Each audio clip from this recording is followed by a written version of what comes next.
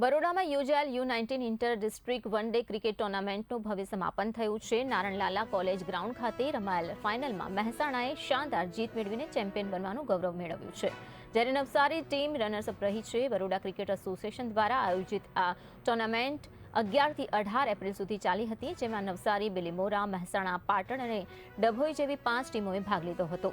Final મુકાબલો મહેસાણા અને નવસારી વચ્ચે રમાયો હતો, જેમાં મહેસાણાએ પ્રથમ બેટિંગ કરતા 170 રન બનાવ્યા હતા. જવાબમાં નવસારીની ટીમ માત્ર 100 રનમાં જ ઓલ આઉટ થઈ હતી. એવોર્ડ વિતરણ સમારોહમાં આરવ ભક્તાને બેસ્ટ બેટ્સમેન, માન્ય ભીમાનીને બેસ્ટ બોલર અને ક્યુ પટેલને પ્લેયર ઓફ ધ સિરીઝ તરીકે સન્માનિત કરવામાં આવ્યા હતા. મહેસાણાના કેપ્ટન પ્રેમ પટેલે ટ્રોફી સ્વીકારી અને ટીમના સમૂહ પ્રયત્નોને જીતનું શ્રેય આપ્યું.